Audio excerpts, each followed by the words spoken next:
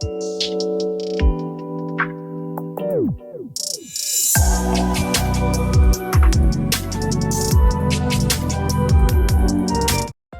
Friends, एक बार फिर मैं आप लोगों का स्वागत कर रहा हूं सर्टिफाइड अकाउंटिंग कोर्स में। और आज जो हम चीज़ें देखने वाले हैं उसमें हम देखने वाले हैं टीडीएस रिसीवेबल की एंट्री और पीएफ जो सैलरी के ऊपर हम काटते हैं उसकी जनरल एंट्री टैली प्राइम में कैसे की जाती है। तो आज का ये वीडियो बहुत इंपॉर्टेंट होने वाला है फ्रेंड्स। लास्ट लेक्चर में हमने ये देखा था कि जब हम किसी को कोई सम पे करते हैं तो जब उस पर टीडीएस डिडक्ट किया जाता है तो उसकी एंट्री कैसे की जाती है, मतलब टीडीएस डिडक्शन की एंट्री हमने लास्ट लेक्चर में कवर करी थी।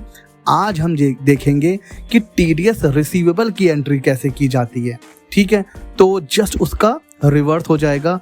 मेरे किसी फ्रेंड्स ने लास्ट जो वीडियो था उसमें कमेंट करके मुझसे पूछा था कि सर टीडीएस रिसीवेबल की एंट्री भी ज़रूर कवर कीजिए, तो आज हम उसको कवर करने वाले हैं।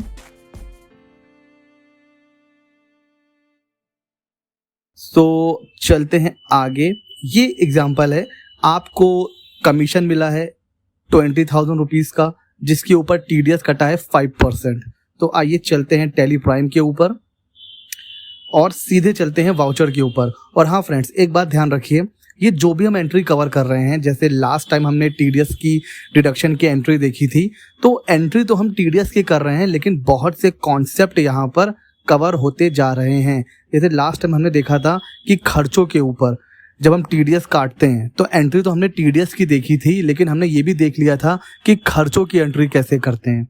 उसी तरह आज हम कमीशन की एंट्री करने वाले हैं। हमें कमीशन मिल रहा है, यानी कि कमीशन हमारी इनकम हुई, तो हम टीडीएस की भी एंट्री सीखेंगे और इनकम की एंट्री कैसे करते हैं वो भी देख लेंगे। अब मैं अलग से आपको खर्चे की एंट्री या अलग से मैं आपको इनकम की एंट्री नहीं बताऊंगा। बहुत से लोग मतलब यूट्यूब पर और जो इंस्टीट्यूट होते हैं टैली के, वो लोग क्या करते हैं, सब एंट्री अलग अलग बताते हैं ताकि जो है वीडियोस ज़्यादा हो जाएं और नंबर ऑफ़ क्लासेस ज़्यादा लग जाएं। मैं उनको गलत नहीं बोल रहा हूँ, ठीक है, वो लोग भी सही करते हैं। आपको जितना ज़्यादा प्रैक्टिस करोगे उतना ही ज़्यादा अच्छी बात है। लेकिन यहाँ पर मैं क्या कर रहा हूँ, एक साथ कई कॉन्सेप्ट को लेके चल रहा हूँ। तो पिछली बार हमने खर्चों की एंट्री देख ली थी, आज हम लोग इनकम की एंट्री देख लेते हैं। तो देखिए फ्रेंड्स, कमीशन हमें मिल रहा है। अब आप मुझे बताइए इसके लिए हमें किस वाउचर पे जाना होगा।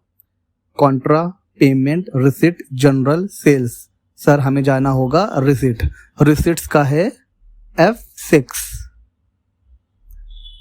तो हम F6 पे चले गए हैं यहाँ पर, और कमीशन का लेजर नहीं बना हुआ है।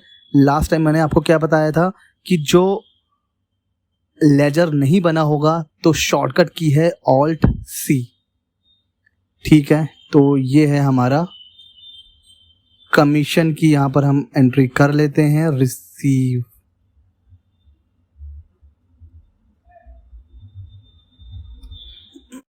ठीक है,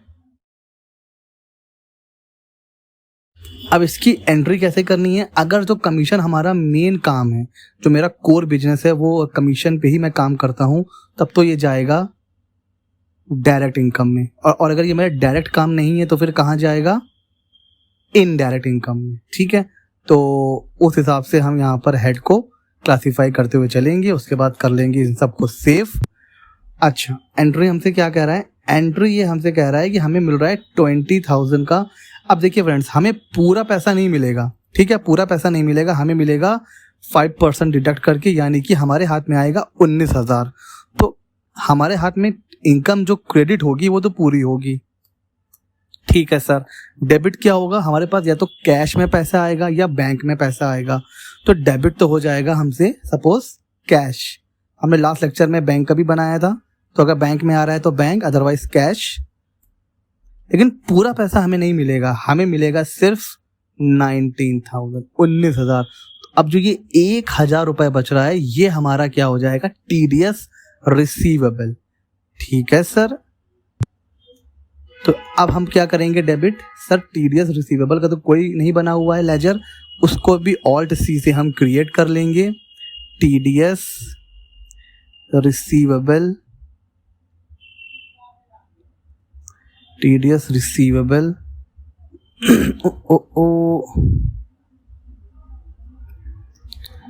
TDS रिसीवेबल ऑन कमीशन, ऐसे करके बना लेंगे तो हमें ध्यान रहेगा। और इसका जो हेड रहेगा वो रहेगा करंट एसेट्स का, ठीक है। करंट एसेट्स में हम इसको क्लासिफाई करेंगे। TDS पेबल हमने करंट लाइबिलिटीज में दिखाया था, इसको हमने करंट एसेट में दिखा दिया। और अब हम करेंगे एंटर, और ये हमारी हो गई एंट्री कंप्लीट कमीशन की। अब हमें करना है प्रोफेशनल फीस की एंट्री। सेम एंट्री होगी, 50,000 मिलना है, पूरा नहीं मिलेगा। 10% TDS कट चुका है, ठीक है सर, हमें पता है। ये भी एंट्री रिसिप्ट में ही करेंगे हम, ठीक है सर। आइए देख लेते हैं। लेजर नहीं बना है, लेजर सर सबसे पहले हम बना लेंगे। प्रोफेशनल फी, अब अगर ये जो मेरा डायरेक्ट काम है, मतलब मेरा मेन काम प्रोफेशनल फी का है, तो डायरेक्ट में, अदरवाइज इनडायरेक्ट में बना लेंगे। आप अपने हिसाब से देख सकते हो। और इसको भी हम कर लेते हैं सेव। पूरा 50,000 से करेंगे क्रेडिट। क्या हमें कैश में पूरा पैसा मिलेगा? नहीं सर, 10% TDS कट जाएगा, हमें मिलेगा सिर्फ 45,000। बाकी कहाँ चला जाएगा? सर लेजर नहीं बना हुआ है, लेजर बना लेंगे। TDS रिसीवेबल ऑन प्रोफेशनल फी। आप चाहो तो TDS रिसीवेबल का एक ही बना सकते हो। ये तो मैं अलग अलग इसलिए बना रहा हूँ ताकि जब हम बुक्स ऑफ अकाउंट देखें तो हमें अलग अलग पता रहे कि हाँ भाई किस इनकम पर कितना TDS कटा है, ठीक है। तो ये ज़्यादा प्रेफरेबल मेथड है। आप चाहो तो एक ही बना लो TDS रिसीवेबल का, तो भी आपका काम हो जाएगा। करंट एसेट में बनाएंगे सर इसको, और इसको भी कर लेते हैं सर हम लोग सेव। और ये हो गया हमारी एंट्री। अब जब हम जाएंगे अपनी बैलेंस शीट में और यहाँ पे जाके जब हम डिटेल में देखेंगे तो ये देखिए करंट एसेट्स में इतना हमें TDS, ये हमारा TDS कट चुका है, तो ये हम बैलेंस शीट में शो कर रहा है। और जितना हमें पे करना है वो यहाँ शो कर रहा है। सर ये एंट्री कहाँ से आई? लास्ट लेक्चर में हमने जब TDS की एंट्री करी थी वहाँ से ये आ रही है, ठीक है। तो ऐसे हम करेंगे TDS रिसीवेबल की एंट्री। अगर TDS रिसीवेबल की एंट्री में कोई कंफ्यूजन है, कोई पार्ट समझ में नहीं आ रहा है, कोई कॉन्सेप्ट समझ में नहीं आ रहा है, कमेंट सेक्शन में पूछो, टेलीग्राम चैनल पर पूछो, ठीक है। अब चलते हैं अगले पार्ट की तरफ, जो कि है जब हमारा सैलरी के ऊपर PF कट जाता है तो उसकी एंट्री कैसे की जाती है, ठीक है फ्रेंड्स। आगे बढ़ने से पहले अगर आपने हमारे चैनल पर GST और इनकम टैक्स का कोर्स कंप्लीट कर लिया है तो अब बारी है सर्टिफिकेट की। अगर आपको भी सर्टिफिकेट चाहिए अपनी जॉब के लिए, प्रैक्टिस के लिए, तो आपको हार्ड कॉपी सर्टिफिकेट की फिजिकली अपने घर पर अगर आप चाहते हो तो एग्जामिनेशन की डेट अनाउंस हो चुकी है। लास्ट डेट रजिस्ट्रेशन की है 15 अगस्त। लिंक रजिस्ट्रेशन का डिस्क्रिप्शन में है। 20 तारीख को है GST का एग्जाम और 22 अगस्त को है इनकम टैक्स का एग्जाम। तो अभी रजिस्टर करें, लास्ट डेट 15 अगस्त।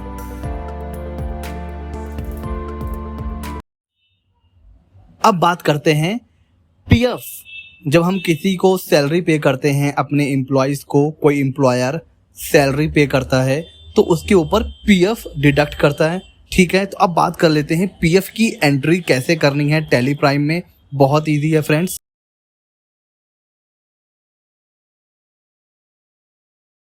1 लाख रुपए आप सैलरी पे कर रहे हो, PF का रेट हमें पता है 12% होता है।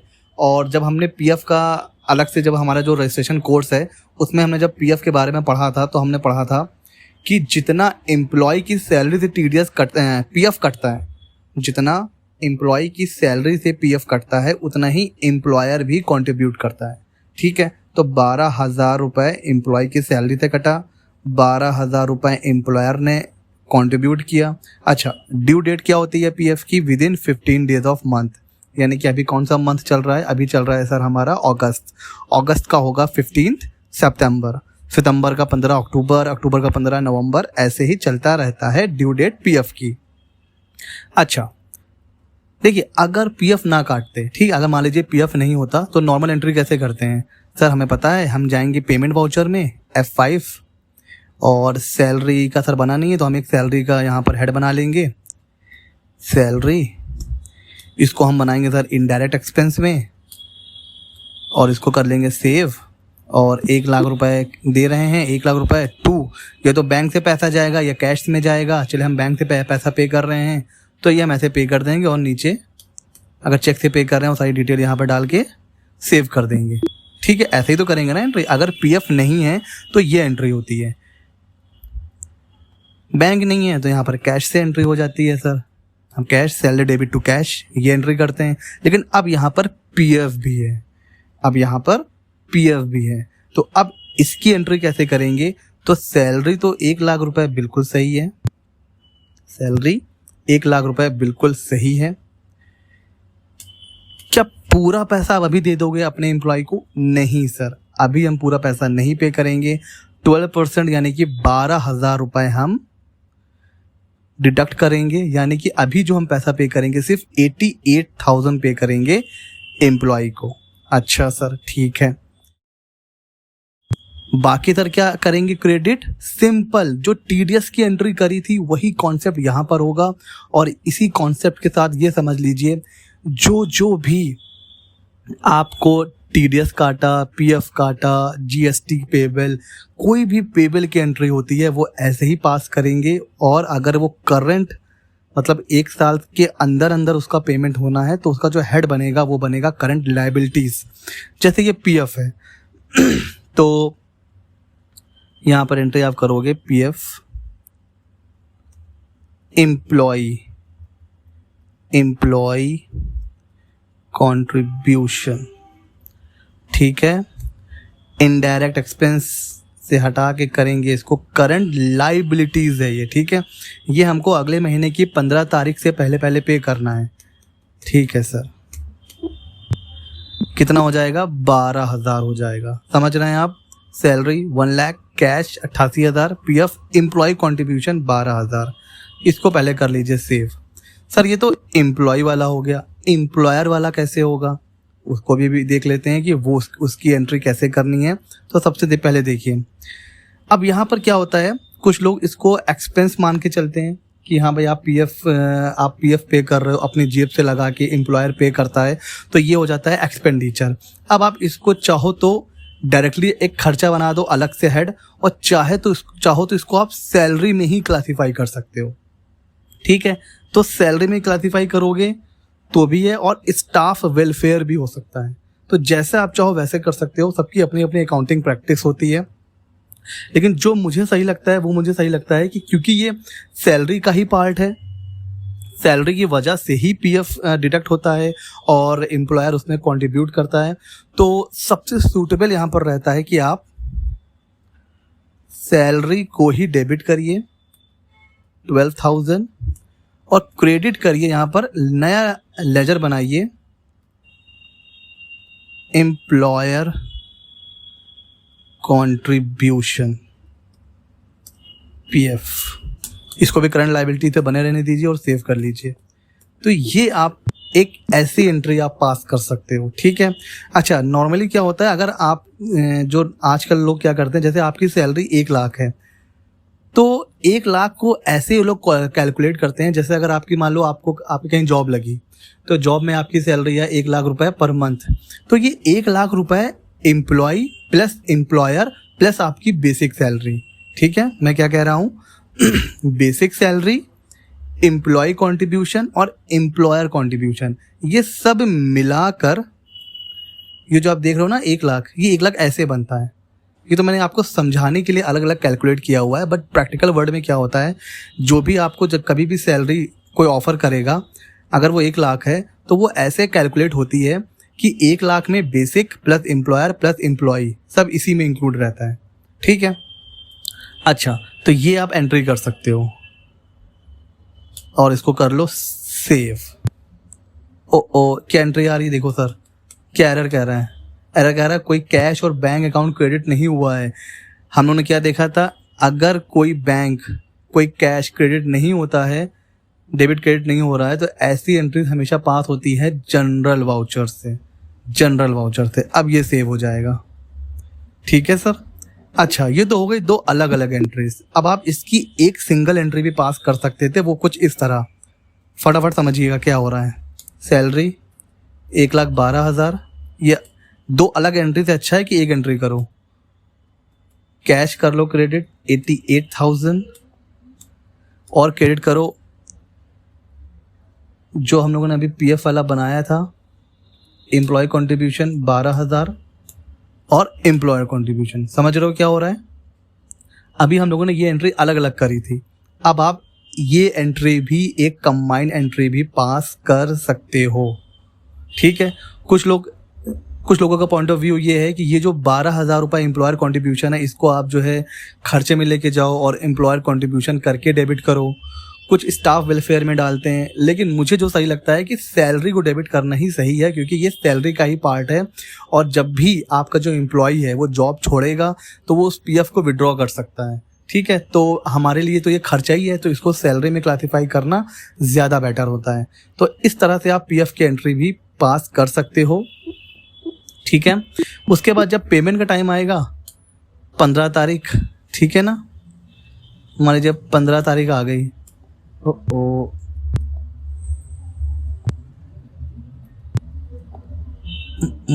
एजुकेशन वर्धन में डेट चेंज नहीं करने देता है क्योंकि एजुकेशन में वर्धन है, लेकिन सपोज 15 तारीख आ गई है आपकी और अब आपको पेमेंट करना है, तो आप फिर से जाओगे F5 में और यहाँ पर आप पहले तो एम्प्लॉयर जो कंट्रीब्यूशन है आपका वो पे कर दो और फिर आपका जो एम्प्लॉय वाला है वेयर इज ये रहा, उसको भी डेबिट कर लो, उसको भी आप 12,000 कर लो। ठीक है, और अब चाहे तो कैश में पे कर दो चाहे बैंक से पे कर दो, आजकल तो बैंक से ही सब कुछ ऑनलाइन है तो बैंक से पे कर दो। जैसे आप ये पे कर दोगे फिर क्या होगा, आपका जो अभी जो ये जो पेबल दिख रहा है बैलेंस शीट में ये यहाँ से हट जाएगा। अगर अभी आप देखोगे बैलेंस शीट में तो आपका ये भी पेबल आ रहा है, एम्प्लॉयर कंट्रीब्यूशन पेबल आ रहा है, जब आप पे कर दोगे तो यहाँ से हट जाएगा। तो ये है पीएफ का। अब फ्रेंड्स ये देखिए, अभी तो हमने क्या सीखा है, टीडीएस का जो डिडक्शन होता है उसकी एंट्री, टीडीएस रिसीवेबल की एंट्री, पीएफ पेबल की एंट्री। लेकिन अब आप अपने दिमाग में सोचो, इस नेचर के जितने भी खर्चे हैं उनकी एंट्री ऐसे ही होगी। अब मैं आपको एक एक एंट्री अलग अलग नहीं बताऊंगा, इस तरह के इस नेचर के जितने खर्चे हैं। अभी हमने सैलरी का खर्चा देख लिया कैसे एंट्री करनी है, सैलरी डेबिट टू बैंक।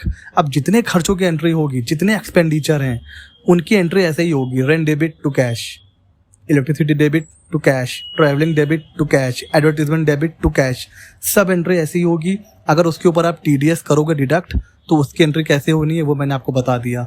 तो हर खर्चों की एंट्री ऐसे ही होगी। एंट्री एक है लेकिन हमने कई सारे कॉन्सेप्ट कवर कर लिए हैं। फ्रेंड्स वीडियो अच्छे लग रहे हो तो लाइक करो, चैनल को सब्सक्राइब करो। मिलते हैं अगले वीडियो में।